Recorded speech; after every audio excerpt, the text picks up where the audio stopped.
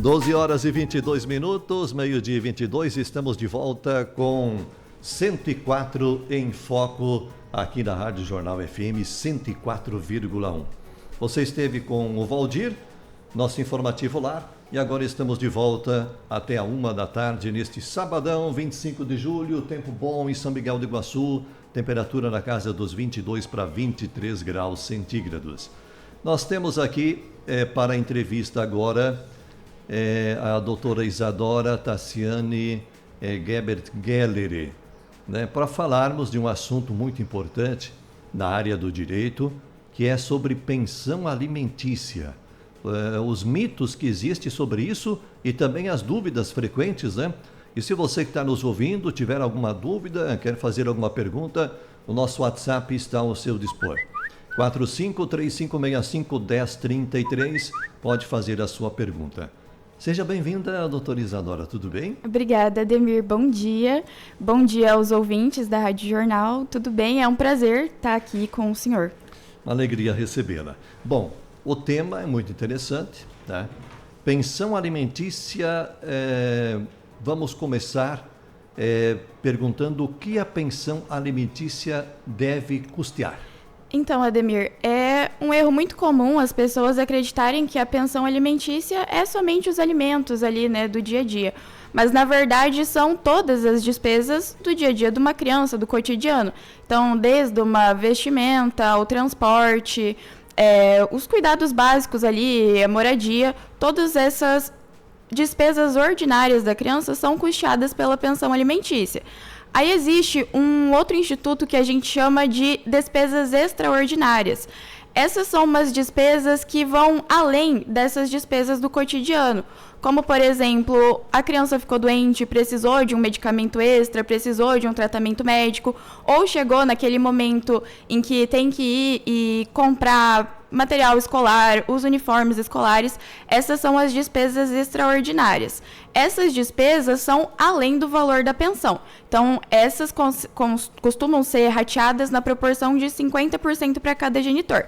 Então, o genitor costuma pagar a pensão alimentícia e, além desse valor da pensão, essas despesas extraordinárias, que devem sempre ser comprovadas pela genitora com nota fiscal, né, o comprovante ali de pagamento. Uhum. Doutora Isadora, quem pode pedir pensão alimentícia? A pensão alimentícia, ela pode ser pedida por filhos menores, por filhos maiores de idade também, pode ser pedido por ex-cônjuges, ex-companheiros, grávidas e até por pais, pessoas idosas, né, que já estão em uma situação de vulnerabilidade e dependem dos filhos para garantir a subsistência. Interessante, não é só filhos, não. Não é só filho. Não é só filho. Não. Interessante.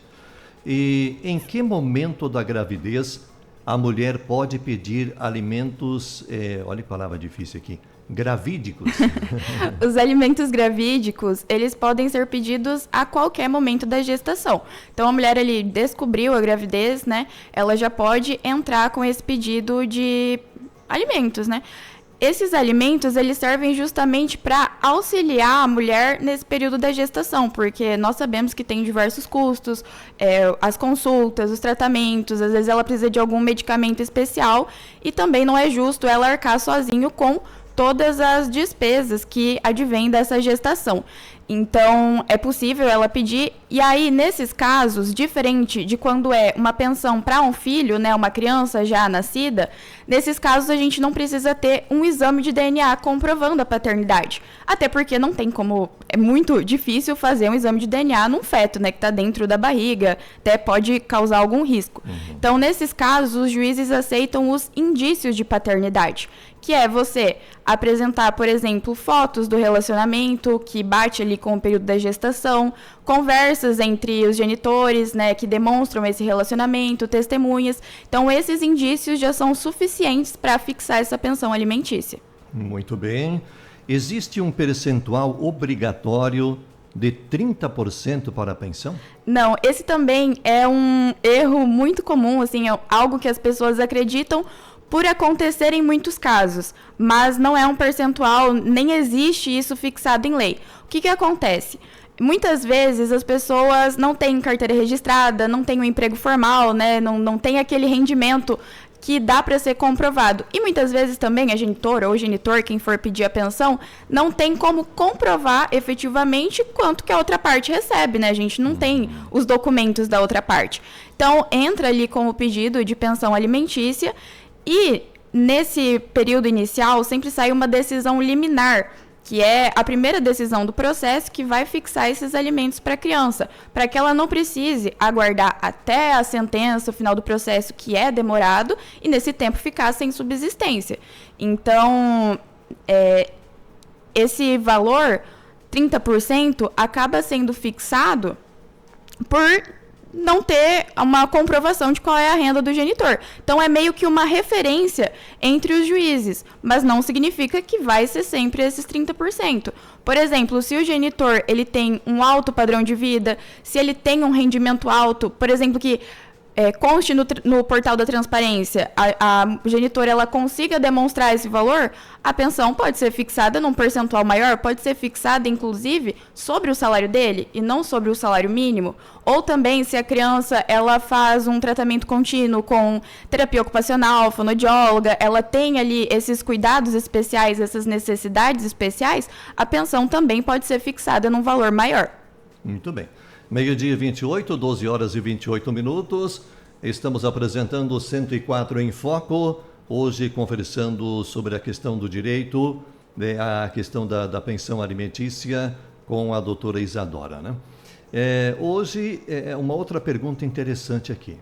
Quando apenas um dos filhos cuida da pessoa idosa e arca com as despesas, olha só, é possível pedir pensão aos demais filhos? É possível. Inclusive, é muito comum, né, Ademir? A gente vê muitos casos em que a pessoa idosa ela precisa ali desses cuidados dos filhos e sempre acaba ficando para um dos filhos e muitas vezes os outros nem auxiliam de nenhuma forma, nem com visitas, nem com valor financeiro.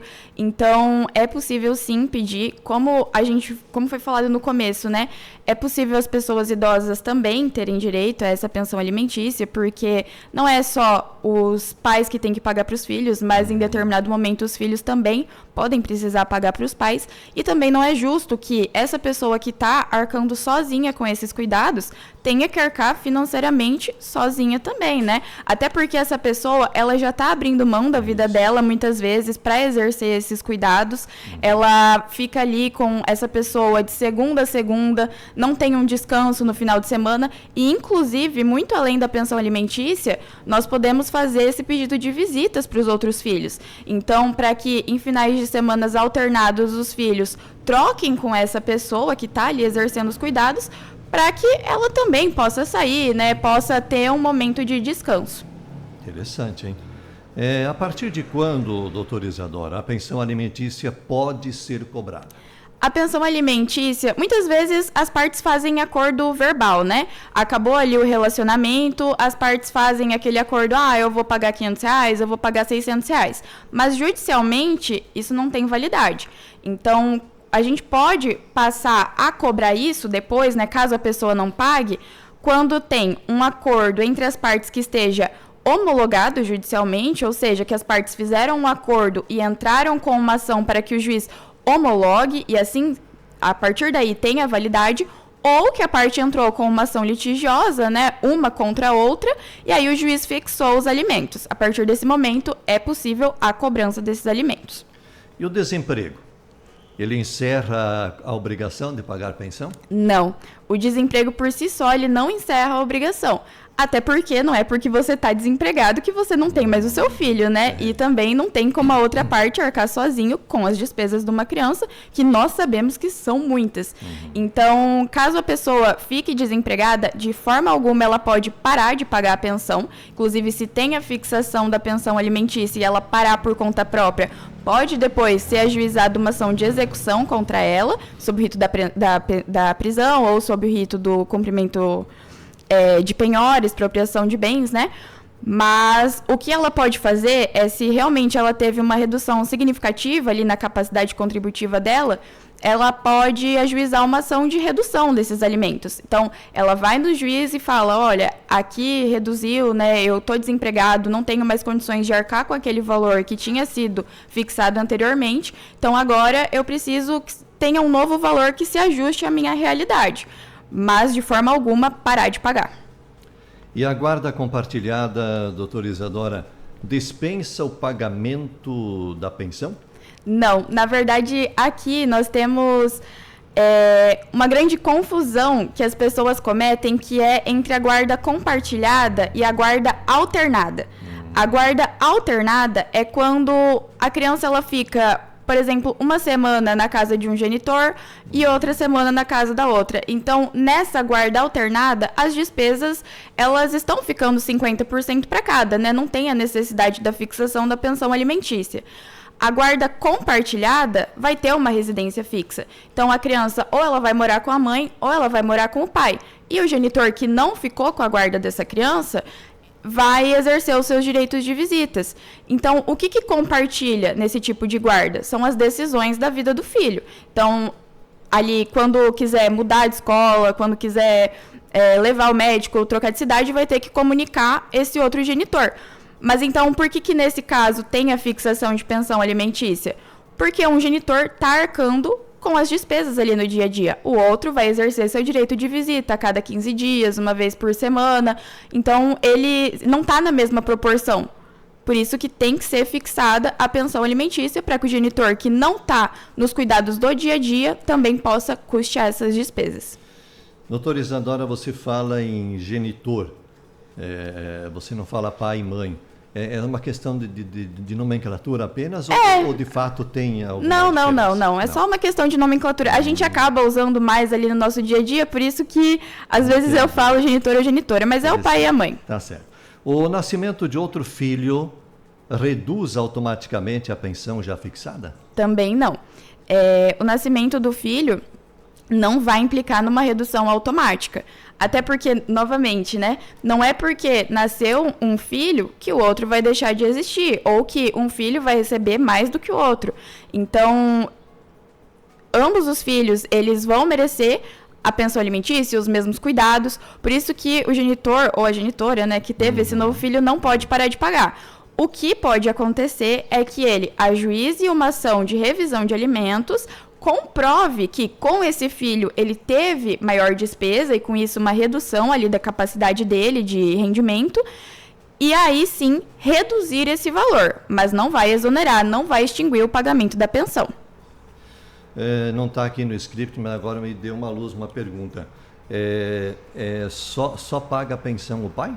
Não. A mãe também paga? Não, a mãe também pode pagar a pensão alimentícia. Depende de quem vai ficar com a guarda, né? Geralmente fica com a mãe, né? Geralmente, né? Isso, são alguns casos fica com o pai, isso, mas quando a pessoa se separa, quem ficar com a criança, se ficar na guarda unilateral ou na guarda compartilhada, a outra parte vai pagar a pensão. A gente acaba falando mãe, né, a mãe, a genitora, porque é o que mais acontece, né? Porque geralmente os filhos, né, a maioria... ou às vezes é uma criança muito novinha, né, daí não tem como tirar ali dos cuidados maternos. 12h35, estamos conversando com a doutora Isadora, falando a respeito de pensão alimentícia. Doutora Isadora, a pensão termina automaticamente quando o filho completa 18 anos? Também não. É um mito. É um mito, de muitos mitos, né? Quando o filho completa 18 anos, ele atingiu sim a maioridade, mas não necessariamente ele deixou de depender do pai.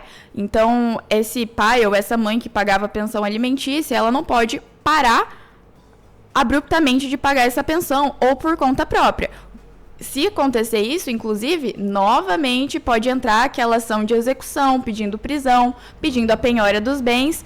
Então, nesses casos, o que tem que acontecer? Esse genitor ou essa genitora entra com uma ação agora de exoneração de alimentos.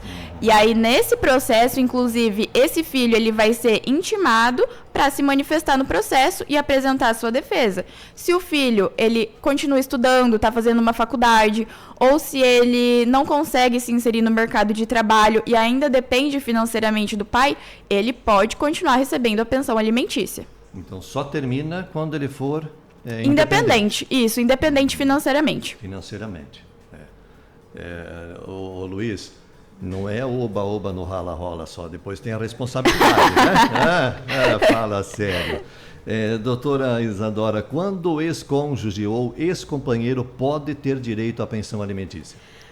A questão dos ex-cônjuges... Só vou fazer a diferenciação entre ex-cônjuge e ex-companheiro. Cônjuge é quando é casado, né? Quando tem ali o divórcio. E companheiro é agora a nossa união estável, que acontece muito quando as pessoas não casam, né? Mas convivem ali no mesmo ambiente com uma intenção de constituir família. Aí a gente fala em ex-companheiro. Então, esses... existe um período? Não tem período. A gente tem os requisitos, né, que é eles conviverem, ser uma relação pública, então as pessoas terem conhecimento ali dessa relação e ter essa intenção de constituir família, que é algo muito subjetivo, né? Mas, enfim, quando acaba esse relacionamento e uma das partes, ela tem dificuldade para prover o próprio sustento porque não consegue ali se inserir no mercado de trabalho, e a outra parte ela tem condições de prover o sustento dessa parte por um período. Então, esse caso é muito comum quando, por exemplo, a mulher ela abre mão ali da vida profissional dela para ficar em casa, cuidando ali dos afazeres domésticos, cuidando dos filhos. E aí ela ficou, por exemplo, 15 anos afastada de trabalho só em casa, se separa, ela tem uma grande dificuldade para voltar ao mercado de trabalho, né? Então, nesses casos, pode ser fixada a pensão alimentícia, mas, como eu disse, é uma pensão temporária. É até que ela consiga se restabelecer no mercado e poder prover o próprio sustento. Interessante, né? Aqui outra pergunta super interessante, doutora Isadora. Em quais situações os avós podem ser obrigados a pagar pensão para os netos? Está brincando que tem isso também? Tem isso também, Ademir. Quais situações? A situação do vô e da avó é subsidiário. Então, nós não podemos ajuizar uma ação diretamente contra o vô. Eu não quero ajuizar contra o pai porque eu sei que o pai não quer pagar, então eu vou ajuizar contra o vô e contra a avó. Não é possível. Nós temos que primeiro fazer a ação contra o pai ou contra a mãe daquela criança. Se esse pai ou essa mãe realmente não tiver condições de pagar, por exemplo, é um morador de rua ou é um usuário de droga que gasta todo o dinheiro, a criança também não pode ficar sem essa subsistência. Então, nesses casos, é possível entrar com uma ação contra o vô e contra a avó.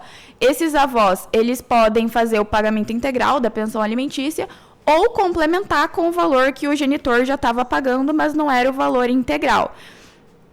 Que interessante isso, hein? Sabia disso, Luiz? Do vô e da avó?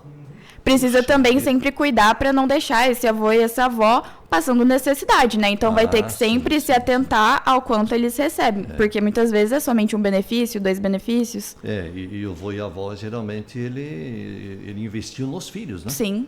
Investiu nos filhos. Sim. E não sobrou para ele depois, né? Exatamente. 12h40, doutora Isadora, em quais situações a dívida de pensão alimentícia pode levar à prisão? Aqueles casos, né, que eu comentei sobre parar de pagar porque ficou desempregado, porque teve um novo filho, é as pessoas que param de pagar por conta própria. Nesses casos, então, a gente pode entrar com o que a gente chama de cumprimento de sentença ou também processo de execução. Se ele ficou desempregado e não consegue pagar mais? Se ele não entrou no juiz para pedir a revisão. Entendi. Ele ficou desempregado e simplesmente parou de pagar. Entendi. Ele não justificou. Então, a mãe pode entrar com ação, né, porque houve aquela obrigação fixada judicialmente. Então, nesse caso, pode entrar. São 2 tipos que a gente pode entrar para executar esses alimentos, que é o rito da prisão e o rito da penhora. O rito da prisão dá para cobrar as últimas 3 prestações vencidas a partir daquele ajuizamento. Então, por exemplo, a mãe procurou para ajuizar a ação de execução e quer pedir a prisão. Ela procurou em julho. Nós podemos cobrar os meses de julho, junho e maio nessa ação de prisão. As pensões atrasadas para trás desses valores vai ser em uma ação própria sobre o rito da penhora. A penhora é o quê? Vai bloquear as contas bancárias dele, vai bloquear o veículo, vai penhorar os bens imóveis, por exemplo, pode levar para leilão para quitar a pensão alimentícia. E a prisão, o juiz pode decretar a prisão dele de 1 a 3 meses. E se ele for... De 1 a 3 meses. Isso, de 1 a 3 meses. E se ele for preso, não significa que a pensão está quitada. Ele pode ser preso, ficar cumprindo todo o período. Se ele não quitou, pode novamente. Pode novamente, até porque o que vai vencendo no curso do processo, que não está sendo pago, vai somando nesse saldo. E também tem correção, tem juros, então a dívida acaba sempre ficando num montante muito maior. É um dos poucos fatos, não sei se é fato, não sei qual é o termo usar, que pode levar à prisão ou é um mito também? A prisão civil é somente a pensão alimentícia. Somente a pensão alimentícia. Uma vez tinha outras situações, mas agora, com as novas mudanças legislativas, é só a pensão alimentícia que pode levar à prisão civil. 12 horas e 43 minutos, meio-dia e 43, estamos conversando com a doutora Isadora, falando hoje sobre pensão alimentícia. A falta de pagamento da pensão autoriza impedir a convivência com o filho? De forma alguma. A pensão e a visita são coisas completamente diferentes. Então, se o genitor ou a genitora, né, não estão pagando a pensão alimentícia, a outra parte não pode usar a visitação como uma forma de punição. Até porque o direito de convivência, ele é tanto da criança quanto do genitor. A criança, ela tem o direito de conviver com a figura que não está ali todos os dias. Então, se está com a mãe, ela tem o direito de conviver com a figura paterna, faz parte do desenvolvimento dela. Então, a partir do momento em que essa mãe, ela priva as visitas, ela não está punindo somente aquele genitor, ela está punindo seu próprio filho. Envolve um monte de coisas, né? Para terminarmos, doutora Isadora, quando a pensão alimentícia pode ser revisada ou encerrada? A revisão da pensão alimentícia, ela ocorre quando tem uma mudança significativa, ou nas necessidades da criança, ou nos rendimentos do genitor. Por exemplo, o genitor, ele recebia 10 mil reais e ele passou a receber 15 mil reais. Ele teve um aumento significativo ali nos rendimentos dele. Então, essa mãe, ela pode ajuizar uma ação pedindo para que a pensão alimentícia também aumente. Ou, ao contrário, ele, na época que foi fixada a pensão, ele tinha um salário muito bacana e agora ele está recebendo um salário mínimo. Não tem como ele arcar com o mesmo valor da pensão de antes. Então, ele também pode ajuizar uma ação pedindo a revisão. Mas também o pai ou a mãe que estão com a criança podem entrar com essa ação. Muitas vezes a criança não tinha nenhuma condição especial, mas agora ela precisa fazer um tratamento todo mês, ou ela precisa de um medicamento contínuo. Teve ali um aumento da necessidade dela. Também não dá para ficar naquele valor que era antes. Então, essa pessoa pode entrar com a ação pedindo para aumentar a pensão alimentícia. Olha, gente, esse aqui assim como tudo, né, doutora Isadora? São conteúdos gerais que cada caso, ele é um caso, tem que ser estudado individualmente. Cada caso é uma análise individualizada. Verdade. Doutora Isadora, muito obrigado pela sua presença. Eu que agradeço. Aqui no nosso programa 104 em Foco. E um bom final de semana. Deixa eu ver aqui. Tá, beleza. O Luiz passou para nós aqui o link também, depois nós vamos enviar. Perfeito. Bom final de semana, Deus lhe abençoe. Bom final de semana, muito obrigada pela oportunidade e bom final de semana também para os ouvintes.